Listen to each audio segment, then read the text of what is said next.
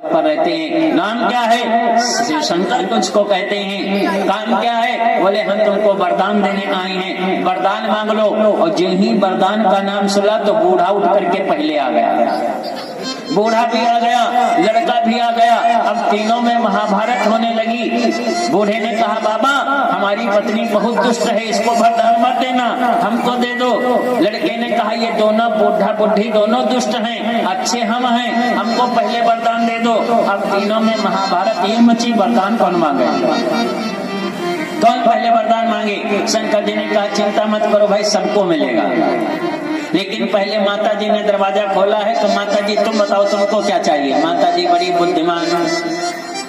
माता जी से कहा गया वरदान मांगो तो माता जी ने कहा बाबा हमको तुम 18 साल की खूबसूरत लड़की बनाओ। बुद्धि पत्थर पड़े। 80 साल की बूढ़ा, उन्होंने कहा हमको 18 साल की खूबसूरत लड़की बनाओ। शंकर जी ने कहा जाओ तथास्तु। अब 80 साल की बूढ़ा 18 साल खड़ी। पति ने देखा ये तो मेरी पत्नी है, तो पति मुस्कुराया। और यही पति मुस्कुराया तो वो पत्नी ने कहे पीछे हटो, दांत गिर गए हैं, हंस रहे हो, शर्म नहीं आती? तुम्हारे जैसे पता नहीं कितने मुस्कुराने वाले मिलेंगे। पति ने कहा अच्छा ये बात। शंकर जी ने पति से कहा तुम वरदान मांगो, तुमको क्या चाहिए? पति उससे भी ज्यादा बुद्धिमान। पति ने कहा बाबा जिसको तुमने 18 साल की लड़की बना अभी का कुतिया बनाओ,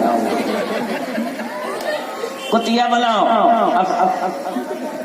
देवी जी कुतिया बनी खड़ी आंगन में, कुतिया बनी खड़ी। अब लड़के का नंबर आया। शंकर जी ने लड़के से कहा तुम वरदान मांग लो, तुमको क्या चाहिए? लड़के ने देखा पहले हमारी माता जी 80 साल की थी, फिर कुतिया 18 साल की बनी, अब ये कुतिया बनी खड़ी है। तो लड़के ने हाथ जोड़ करके कहा बाबा हमारी अम्मा जैसी थी वैसे बनाओ, मेरी माता जी जैसी थी वैसी बनाओ। बोलो 3 वरदान हो गए। तीनों वरदानों में किसी को कुछ मिला? कुछ नहीं मिला। भोलेनाथ आगे बढ़े। एक बूढ़ी औरत दरवाजे पर बैठी थी। पार्वती जी ने कहा बाबा इसको वरदान दे दो। शंकर जी ने कहा इसके चक्कर में मत पड़ो, ये बड़ी बुद्धिमान है, एक वरदान में सब कुछ मांग लेगी। पार्वती जी ने कहा एक वरदान में एक ही चीज मांग पाएगी ना, एक वरदान दे दो, ज्यादा मत देना। शिव जी उस बूढ़ी औरत के पास गए। बूढ़ी औरत अंधी थी, दरवाजे पर बैठी थी झोपड़ी में। शिव जी ने बूढ़ी औरत से कहा मैया वरदान मांग लो। अब ये है बुद्धिमानी, इसको कहा जाता है विवेक। जी ही भगवान भोलेनाथ ने बूढ़ी औरत से ने कहा वरदान मांगो, तो उस अंधी ने मांगा बाबा हमको ये वरदान देना चाहते हो तो ये वरदान दे दो कि मैं 5वीं मंजिल पर अपने पोते को चांदी के कटोरे में चांदी के चम्मच से खीर खिलाते हुए अपनी आंखों से देखूं। कितने वरदान हो गए? शंकर जी ने पार्वती जी की तरफ मुड़ करके देखा, कहा देखा देवी पहली बात तो ये अंधी है, इसको पहले रोशनी दो। ये अंधी है, इसको रोशनी दो। अब इसके कोई पुत्र तो है नहीं, तो पहले इसको पुत्र दो। और जब इसका पुत्र होगा तब इसके पुत्र का जब विवाह हो तब तो पोता होगा, तब तो पोता होगा। अब झोपड़ी बनी है 5 मंजिल का मकान बनवाओ, झोपड़ी बनी है 5 मंजिल का मकान बनाओ, पहले इनको पुत्र दो, फिर इनके पुत्र का जब विवाह हो तब पोता हो। और जब चांदी का कटोरा होगा तो घर में क्या स्टील के बर्तन होंगे? सब चांदी के बर्तन होंगे। तो चांदी के कटोरे में ये अब अंधी है, रोशनी भी देनी पड़ेगी, तब ये अपने पोते को खीर खिलाएगी। बोलो एक वरदान में सारे वरदान हो गए कि नहीं हुए? इसीलिए बाबा लिख रहे हैं कि जहाँ सुमति तहाँ संपत्ति नाना, जहाँ सुमति तहाँ विपत्ति निधाना।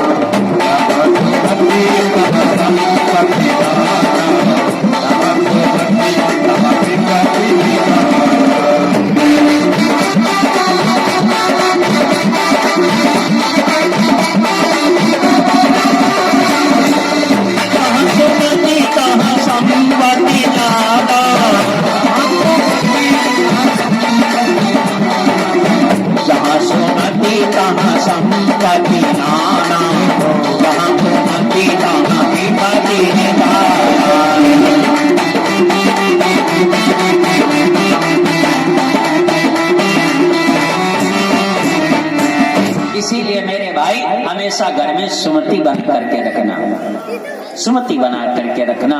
जब तक रावण के घर में विभीषण रहा तब तक लंका का बाल बांका नहीं हुआ, और जिस दिन विभीषण ने लंका को छोड़ दिया उसी दिन से रावण के विनाश होने के दिन शुरू हो गए। जब तक विभीषण रहा तब तक लंका पर कोई आंच नहीं आई, लंका पर उस दिन से आंच आई जिस दिन से विभीषण ने घर छोड़ दिया। तो सुमति बना करके रखना, जीवन में कुमति मत आने देना। चाहे कितना समय खराब आ जाए लेकिन कभी भाई भाई से रूठना मत। यही तो रामायण सिखाती है।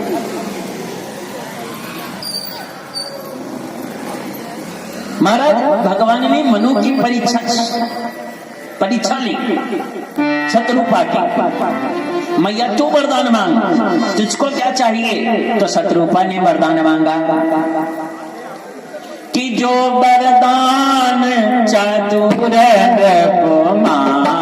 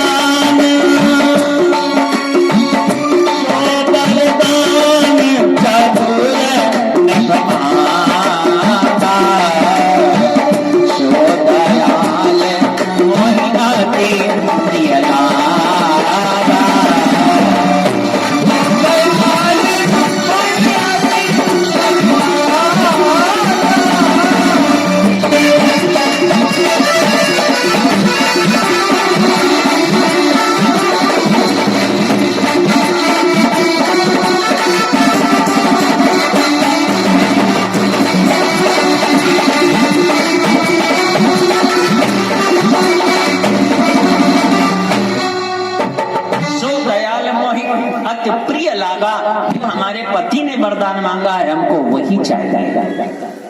तो भगवान ने मन में विचार किया तुम्हारे पति ने तो हमारे जैसा पुत्र मांगा है तो मैं पुत्र बन करके आऊंगा। आज भगवान वही वरदान पूरा कर रहे हैं, इसीलिए चतुर्भुजी रूप में प्रकट भये और कौशल्या मैया से कहा मैया मेरे हाथ मत जोड़ो, मैं तुम्हारा पुत्र बन करके प्रकट हुआ हूँ। कौशल्या मैया ने देखा ऊपर से नीचे तक 7 हाथ के लंबे चौड़े और फटाफट बोल रहे। तो कौशल्या मैया ने कहा एक बात बताओ प्रभु, आप हमारे पुत्र बन करके पैदा हुए हो या बाप बन करके पैदा हुए? पुत्र बन करके आए हो या बाप बन करके आए हो? तो भगवान ने कहा हम तो पुत्र बन करके आए हैं। कौशल्या मैया ने कहा क्यों हमारी बदनामी करवाना चाहते हैं? अरे पूरे राज्य में बदनामी हो जाएगी कि कौशल्या मैया ने पुत्र को जन्म दिया है जिसके 4 हाथ पहले से लगे और 7 हाथ का लंबा चौड़ा, इतना बड़ा पुत्र किसी के यहाँ पैदा होता है? अरे बदनामी करवा दोगे हमारी क्या? तो भगवान ने पूछा मैया बताओ हम क्या करें? तो कौशल्या मैया ने कहा पहले जो 4 हाथों वाला सिग्नल है इसमें से 2 हाथ गायब करो, 2 हाथ गायब करो, 2 हाथ वाले बनो। तो भगवान ने 2 हाथ गायब कर दिए। अब क्या करें? कौशल्या मैया ने कहा अब छोटे बनो, 7 हाथ का लंबा चौड़ा पुत्र थोड़े पैदा होता है, छोटा पैदा होता है, छोटे बनो। तो भगवान छोटे बन गए। भगवान ने कहा अब क्या करें? तो कौशल्या मैया ने कहा तुम 90 साल के बूढ़ों जैसी बातें कर रहे हो। बच्चे बात नहीं करते हैं, बच्चे रोते हैं, रो। भगवान ने कहा बस यही तो हम नहीं कर पाते हैं, हम रो नहीं पाते हैं, बाकी सब कर लेते हैं। कौशल्या मैया ने कहा नहीं रोना पड़ेगा, रो। अब भगवान को रोना तो आता नहीं है। अच्छा आप जब कोई नया काम करने चलते हो ना तो यही तो कहते हो कि देखो भाई हमने ठान दिया है, ठान दिया, हो जाए तो ठीक है, ना हो जाए तो ठीक है, यही तो कहा जाता है, ठान दिया मैंने। तो भगवान को रोना नहीं आता है लेकिन भगवान ने रोना ठाना कि सोने वचन सुख जाना, रोदन ठाना कोई बालक सुर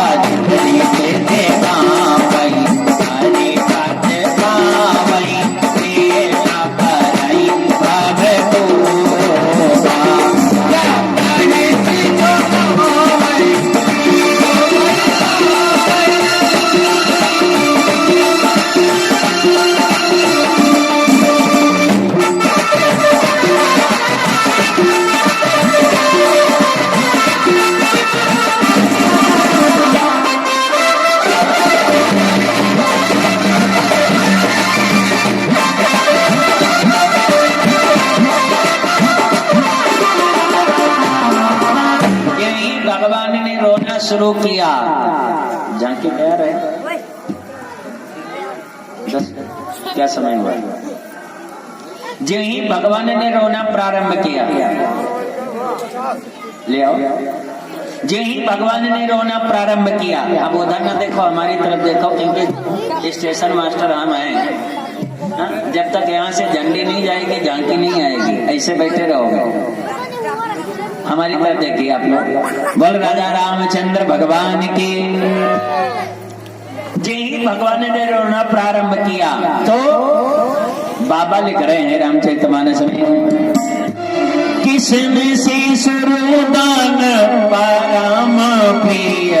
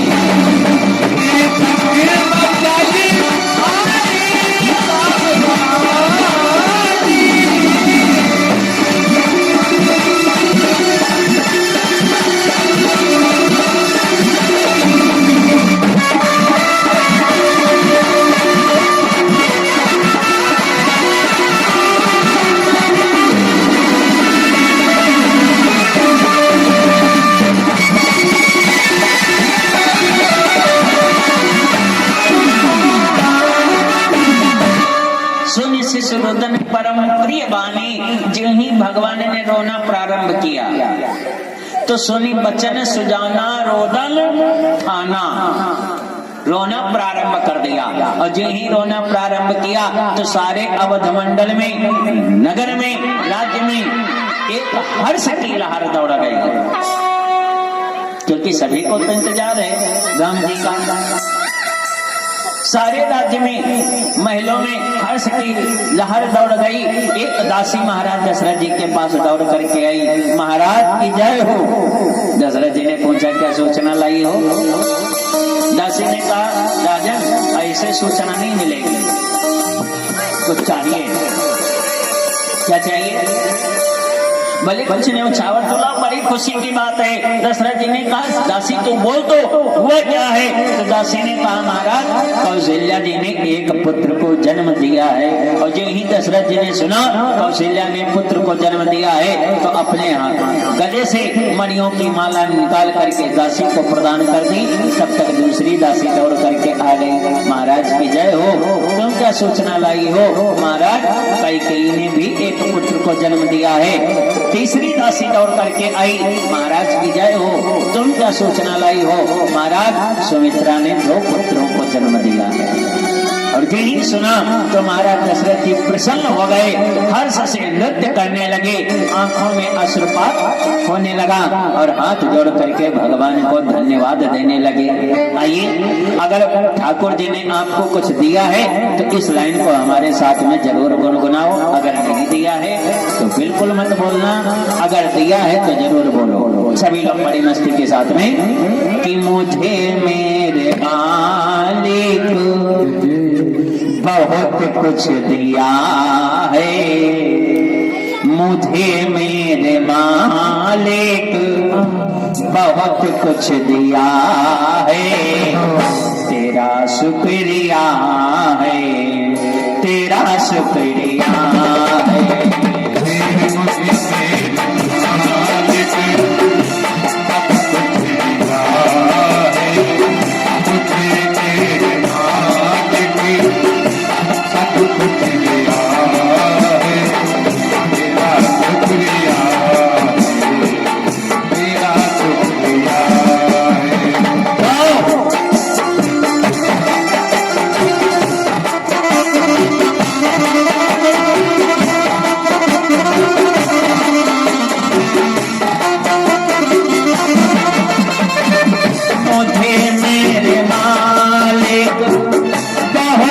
कुछ दिया है, मुझे मेरे मालिक बहुत कुछ दिया है।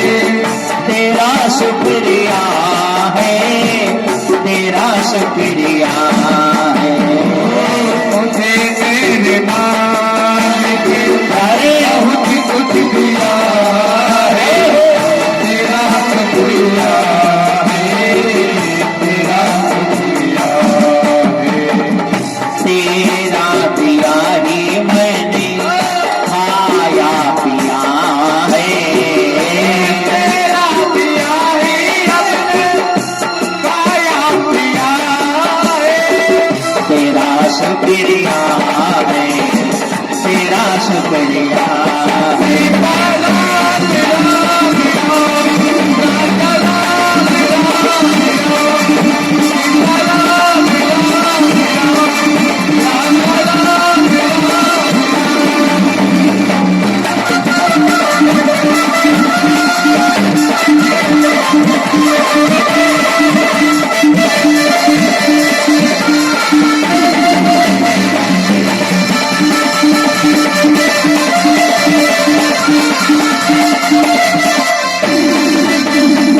और राजा रामचंद्र भगवान के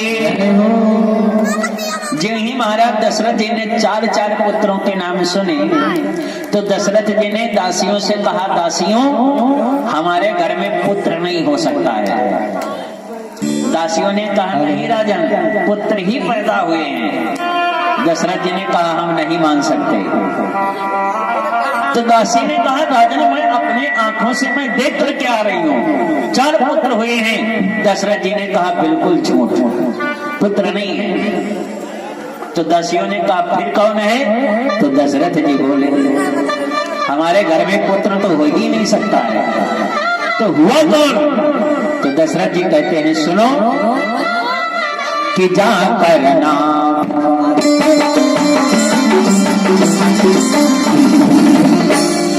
जाकर नाम सुनत सुख होई, जाकर सुख होई, जाकर सुख होई,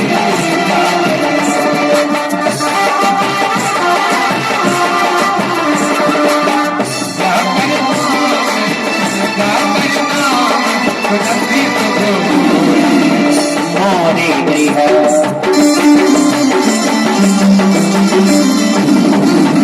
मोरे गृह आपात सोई, मोरे गृह आपात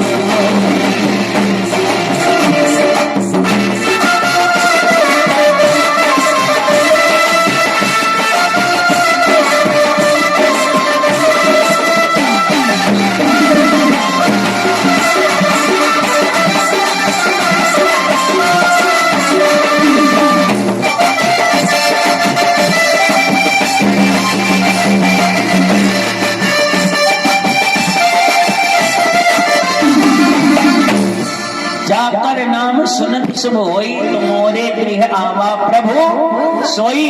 पुत्र नहीं पैदा हुए हैं, मेरे घर में प्रभु का आगमन हुआ है। पुत्र नहीं है, प्रभु आए हैं। तो दासी ने कहा, सरकार जो भी आया है न्यौछावर तो लाओ। आज महाराज दशरथ जी न्यौछावर दे रहे हैं सभी को। एक छोटा सा भाव समझ लीजिए, बस झांकी आप लोगों के सामने है। अभी आप लोगों को न्यौछावर करने का मौका मिलेगा, दान करने का भी मिलेगा। और आज हम नृत्य करने के लिए विवश इसलिए नहीं करेंगे क्योंकि राम जी का जन्म है, तो जिनको खुशी हो वो लोग झूम लेंगे, नृत्य कर लेंगे। लेकिन कल कन्हैया जी का जन्मोत्सव है, कल हम कतई बख्शेंगे नहीं। सभी को बढ़िया मस्ती के साथ में नृत्य करना होगा, आनंद उत्सव मनाना होगा। कन्हैया जी के जन्मोत्सव में सारा पंडाल फूलों की लड़ियों से, गुब्बारों से सजा होगा। ठाकुर जी पूरे परिवार सहित आप लोगों को दर्शन देंगे। राम जी और भरत जी दोनों एक ही जैसे हैं। राम जी और भरत जी दोनों एक जैसे हैं। राम जी भी सांवले हैं, भरत जी भी सांवले हैं। जब अयोध्या में भरत जी पहुंचे विवाह करने के लिए जनकपुर में, तो जनकपुर की जो नारियां थी वो ये नहीं समझ पा रही थी इसमें राम कौन है भरत कौन है। दोनों एक जैसे थे। अच्छा, राम जी में और भरत जी में थोड़ा सा अंतर है, ज्यादा अंतर नहीं है। और वो अंतर केवल कौशल्या मैया जानती हैं, दूसरा कोई नहीं जानता है। अंतर क्या है? अगर आपके घर में रामचरितमानस है तो जा करके खोल करके देखना, जब दूसरा तीसरा पन्ना पलटोगे तो उसमें राम जी के चरण बने हुए हैं। राम जी के चरण बने हैं, एक तरफ राम जी के हैं, दूसरी तरफ सीता जी के हैं। तो 27 चिन्ह राम जी के दाहिने पैर में हैं और बाएं पैर में भी 27 हैं। सीता जी के भी दाहिने पैर में 27 हैं और बाएं पैर में भी 27 हैं। अंतर इतना है कि जो राम जी के दाहिने पैर में 27 चिन्ह हैं वो सीता जी के बाएं पैर में हैं, और जो राम जी के बाएं पैर में हैं वो सीता जी के दाहिने पैर में हैं। तो 27 कितना हुआ? 54। तो 54 राम जी के चिन्ह और 54 सीता जी के चिन्ह, तो 54 कितना हुआ? हाँ जी, 108। तो जो माला जपा जाता है, जो जप वाला माला होता है, उसकी संख्या कितनी रखी गई? 108 इसलिए रखा गया क्योंकि उन्हीं चरणों का चिंतन माला से किया जाता है। उन्हीं 108 चरणों का चिंतन माला से किया जाता है, इसलिए माला की संख्या 108 रखी गई। बोल राघवेंद्र सरकार की। हमारे भैया जी के द्वारा प्रसाद की भव्य व्यवस्था है, जरा जोरदार ताली बजा करके स्वागत कर दीजिए और सभी लोग बड़ी मस्ती के साथ में गाएं। आइए सबसे पहले बधाई की तरफ चलते हैं। हाँ, लेकर के तुरंत आओ। राघव जी आ रहे हैं, आप क्या बात है, जरा जोरदार ताली बजा करके स्वागत करिए। सरकार बहुत छोटे से हैं और सभी लोग बड़ी मस्ती के साथ में गाएं। क्या बात है, नजर न लग जाए किसी की, जरा जोरदार ताली बजा करके स्वागत करिए। बोले राजा रामचंद्र भगवान की, अयोध्या धाम की, सरयू मैया की। व्यासपीठ के पास ले आओ। बड़ी सुंदर सलोनी झांकी है, क्या बात है। जय एक बार भैया जरा कैमरे में घुमा लीजिएगा, हमको दे दो, गोदी में दे दो। बस बस बस, शर्माना बंद करो जी। जरा जोरदार ताली बजा करके स्वागत करें। जय श्री राम। अब राम जी देख रहे हैं कौन हमारे जन्मोत्सव में ताली बजा रहा है, कौन नहीं बजा रहा है। जरा दोनों हाथों को उठा करके जोरदार ताली बजाओ। बोले राजा रामचंद्र भगवान की। और सभी लोग बड़े प्रेम के साथ में एक बार गाएं और कहें कि राम लखन अवतार दोबारा हो जाए, दोबारा हो जाए।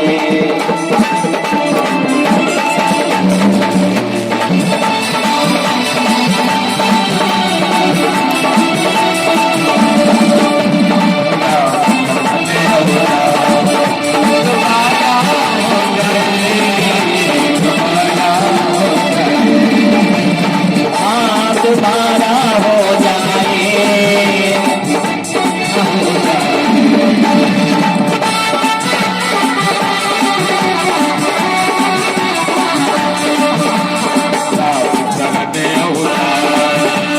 राम लखन अवतार दोबारा हो जाए, दोबारा हो जाए,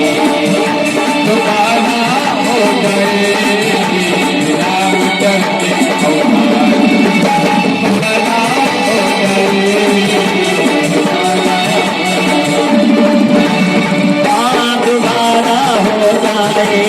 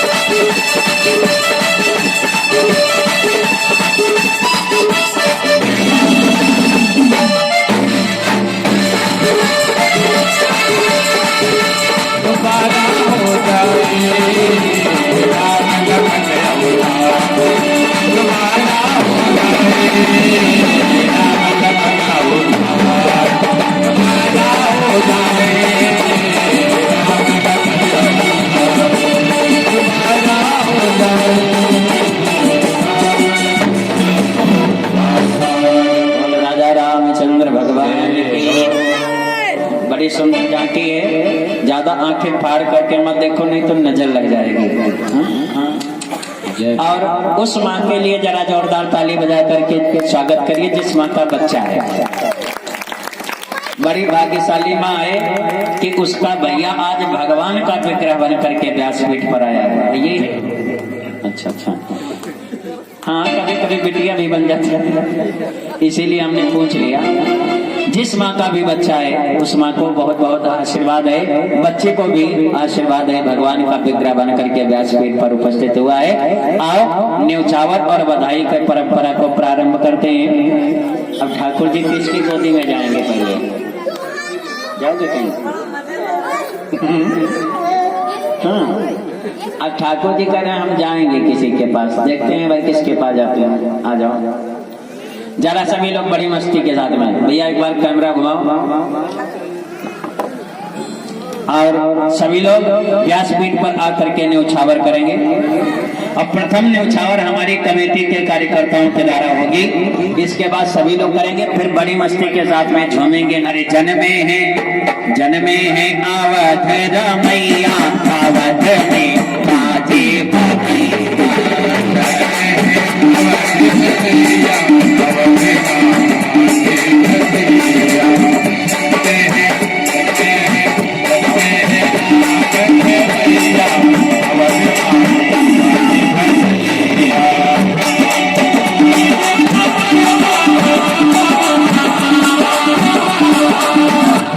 अच्छा, आप लोगों को खुशी नहीं है राम जी के जन्म पर? ऐसे लोग बैठे हैं जैसे फर्श गिर गई हो। उठाओ राम, उठाओ। इस कैमरे से बच सकते हो लेकिन ठाकुर जी के कैमरे से नहीं बचोगे। क्या बात है? अवधेश कुमार यादव जी के द्वारा, राजेश गौड़ जी के द्वारा, संतोष मौर्य जी के द्वारा, सोनेलाल मौर्य जी के द्वारा, सुधीर मौर्य, सुभाष मौर्य और महेंद्र मौर्य जी के द्वारा बधाई।